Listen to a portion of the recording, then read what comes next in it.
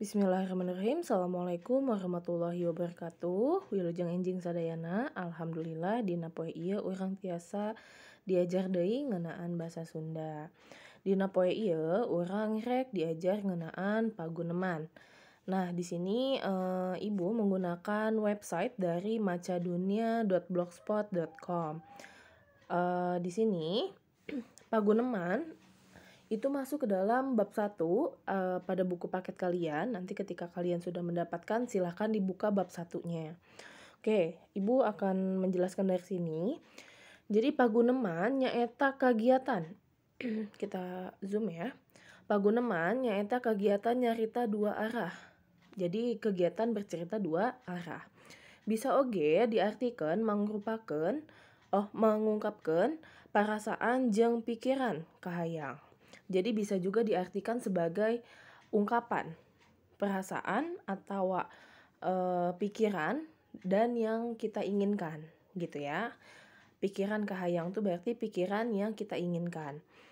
Nah, di sini dalam paguneman kita harus memperhatikan banyak tata krama.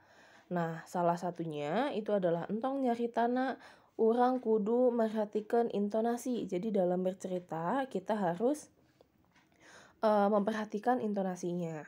Lalu pasemon atau raut wajah. Jadi nanti misalkan ketika kita sedang senang, sedang sedih, tentunya raut wajah atau pasemon itu harus disesuaikan. Lalu lengkuh atau gerak awak. Jadi gerak-gerik, mungkin tangan kalian bergerak atau mungkin matanya berbinar, itu kan bisa menunjukkan suatu keadaan. Lalu tata busana, nah misalkan ketika kalian paguneman itu kan mengobrol gitu ya. Jadi ketika misalkan kalian mengobrol dengan orang-orang yang jauh lebih dewasa, kalian menggunakan pakaian yang juga lebih sopan seperti itu ya. Kita mesti merhatikan tata bahasa juga. Nah, tata bahasa dalam bahasa Sunda itu ada 3. Ada kasar, loma, sama lemes. Nah, masing-masing mempunyai fungsi yang berbeda-beda. Nanti kita akan bahas di minggu depan.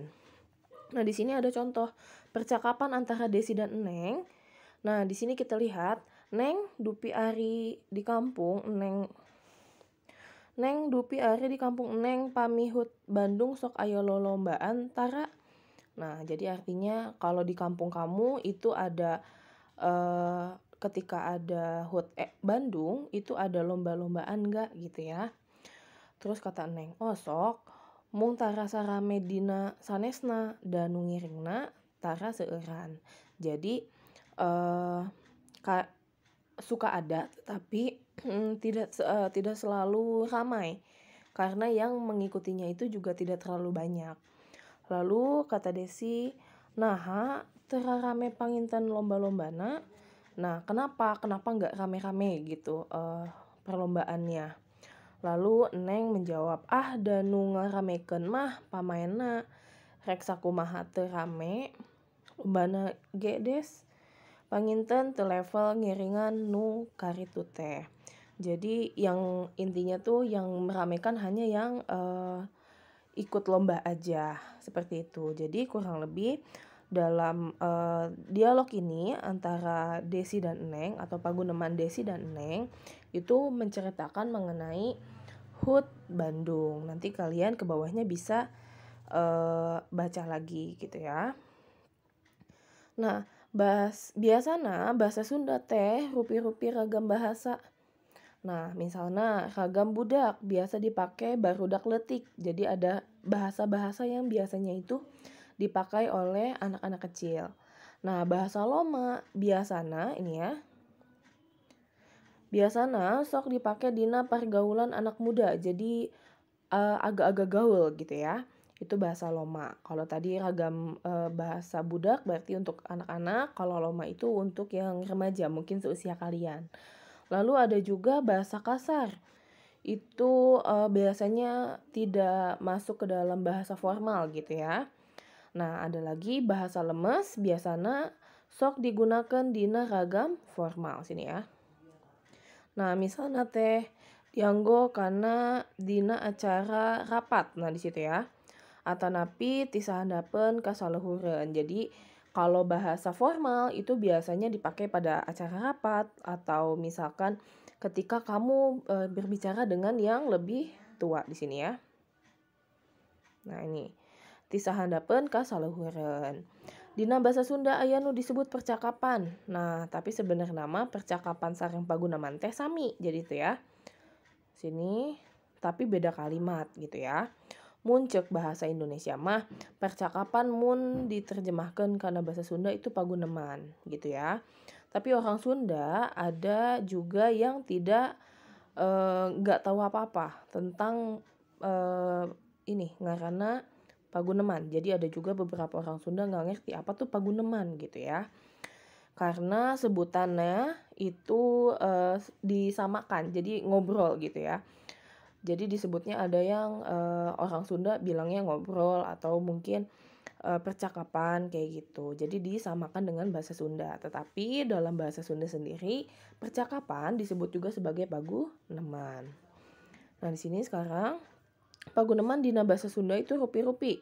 Aya anu sifatna saarah, aya anu dua arah. Berarti kalau searah itu mungkin ketika sedang berpidato, kalau dua arah berarti ketika sedang mengobrol atau sifatnya searah nyaeta sapertos pengumuman di situ ya.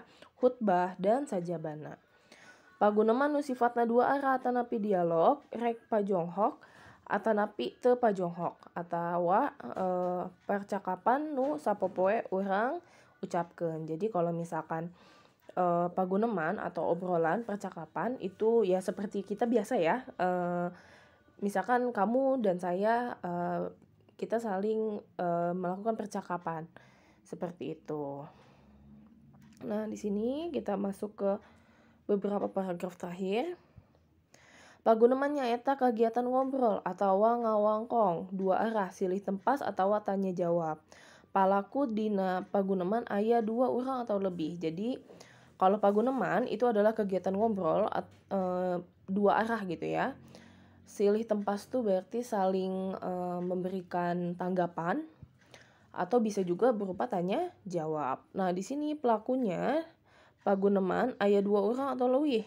Jadi harus ada dua orang atau lebih. Nah, kalimahnya merupakan kalimat langsung ya. Jadi tidak kalimat tidak langsung. Jadi misalkan gini. Kalimat langsung contoh si Rudi sedang membeli bubur misalkan. Rudi keur meuli bubur. Nah, tapi kalau misalkan dalam kalimat tidak langsung, contohnya bubur dibeli oleh si Rudi. Jadi bubur dibeli ku si Rudi gitu ya. Nah, terus di sini contoh paguneman resmi seperti sawala atau diskusi ya maksudnya. Sedangkan contoh paguneman resmi itu ya seperti kalau misalkan kalian bertemu di jalan dengan teman kalian dan lain-lain. Nah, di sini dina paguneman aya sababaraha rupa aturan atawa unsur penting anu perlu diperhatikeun. Nah, dilakukan saluyu jeung nu dipikaharepan. Nah, unsur-unsur yang pentingnya itu adalah suara. Suara itu suara ya. Di sini luhur handapna suara atawa nusok disebut lentong di sini.